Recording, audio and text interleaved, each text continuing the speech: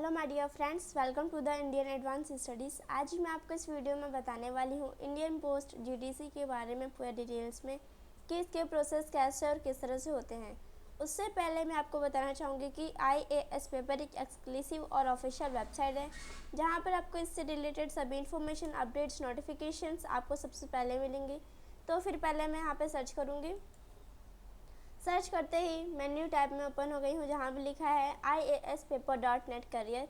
फिर मैं यहाँ पे क्लिक करूँगी। क्लिक करते ही मैं यहाँ पे न्यू टैब में ओपन हो गई हूँ जहाँ पे लिखा है Indian post GDC recruitment 2022 result, eligibility, cut off, short list, vacancy and salary. आज मैं आपको इस वीडियो में इन सब के बारे में बताऊँगी स्टेप बाय स्टेप कि इसके प्रोसेस कैसे और किस तरह से होते हैं। यहाँ पर कुछ इंट्रोडक्शन दिया गया, आप यहाँ पे देख सकते हैं। फिर आते हैं टेबल ऑफ कंटेंट में।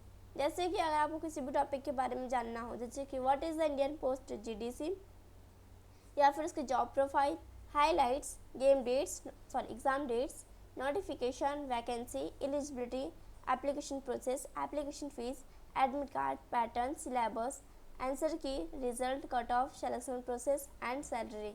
इन सब में से अगर आपको किसी भी टॉपिक के बारे में जानना हो तो फिर आप उस टॉपिक पे क्लिक कीजिएगा, आप न्यू पेज में ओपन हो जाएंगे। फिर यहाँ पे दिया गया what is Indian post GDC. Indian post GDC क्या है, किसने स्टार्ट किया, कब स्टार्ट हुआ, इसमें कितने वैकेंसीज है, कितनी पोस्ट है, इसका फुल फॉर्म क्या है, उन सब के बारे में यहाँ पे दिया गया है।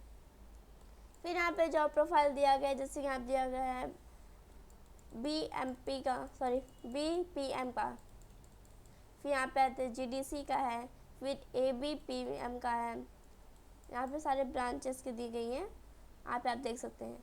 फिर आता है हाईलाइट्स पे, जैसे यहाँ पे दिया गया पोस्ट नेम, पोस्ट का नेम क्या है, फिर एज लिमिट, फिर location of job, application mode, official website, conducted by, experience and qualification, ये सब उसके हाईलाइट्स हैं। फिर आते हैं एग्जाम डेट्स पे, जैसे कि अगर किसी भी चीज़ का डेट निकलता है, जैसे कि नोटिफिकेशन का, या फिर application form start date, application form last date, result, cut off, selection result, या फिर एग्ज़ाम डेट, एडमिट कार्ड, किसी भी चीज़ का डेट आता है। जैसे कि यहाँ पे दिया गया नोटिफिकेशन का डेट आया था 2 मई को, एंड एप्लीकेशन फॉर्म स्टार्ट हुआ था 2 मई और उसका लास्ट डेट था 5 जून।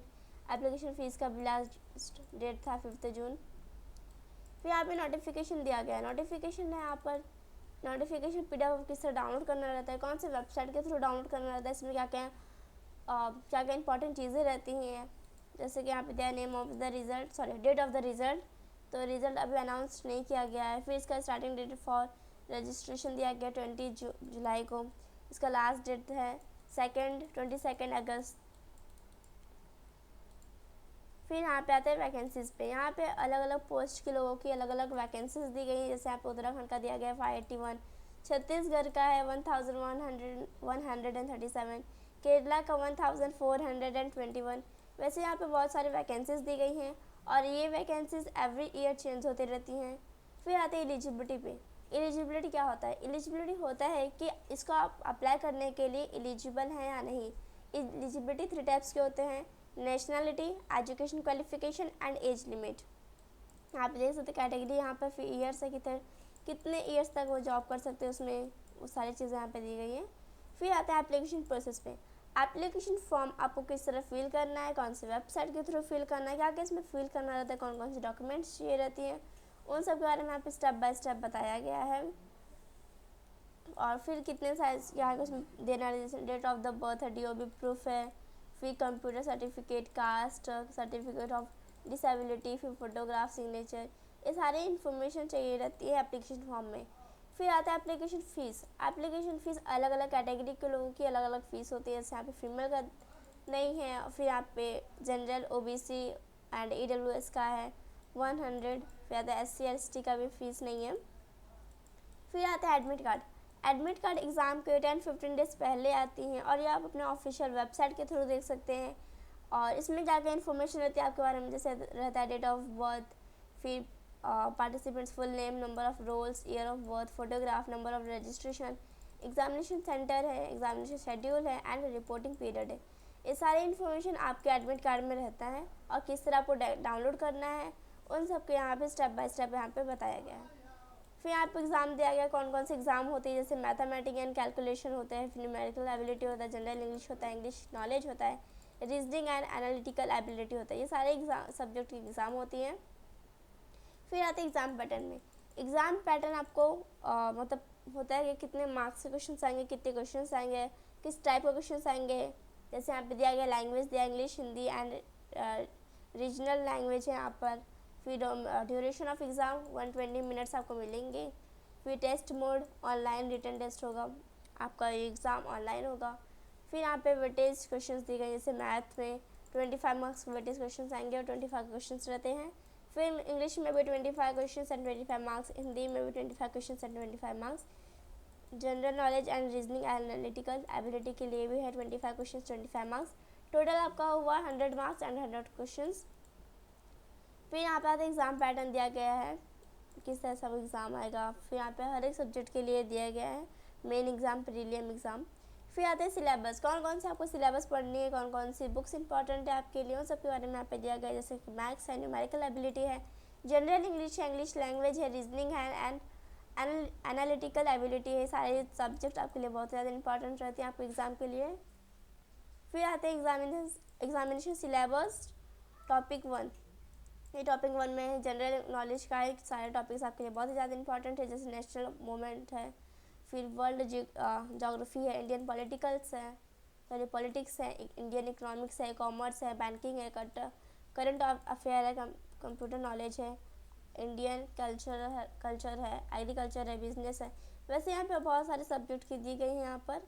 फिर यहाँ पे टॉपिक 1 का दिया गया रीजनिंग एंड एनालिटिकल एबिलिटी के लिए दिया गया है।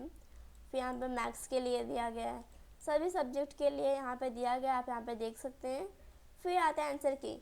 आंसर की एग्ज़ाम के बाद और रिज़ल्ट के पहले आता है, ये आप ऑफिशियल वेबसाइट के थ्रू देख सकते हैं।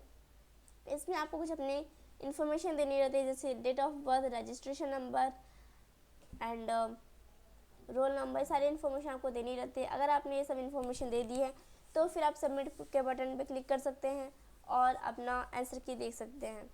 और अगर आप अपना आंसर की देख लिए हैं तो फिर आप इसका डाउनलोड करके PDF भी बना सकते हैं। फिर आते हैं रिज़ल्ट पे। रिज़ल्ट एग्ज़ाम के कुछ दिन बाद आते हैं और आप ऑफिशियल वेबसाइट के थ्रू देख सकते हैं।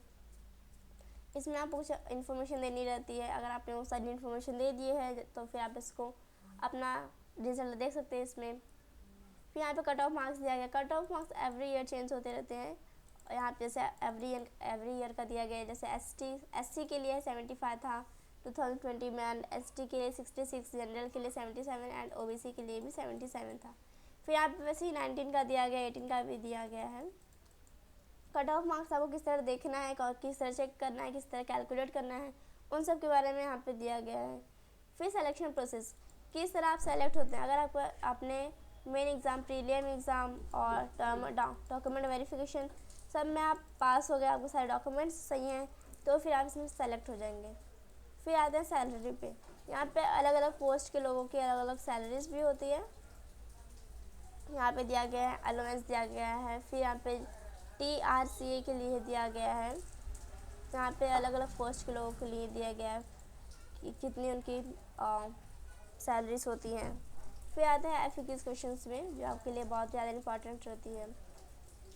इसके लिंक डिस्क्रिप्शन में दी गई है, आप वहाँ पे जाके चेक कर सकते हैं। Thank you so much for watching my video. Thank you.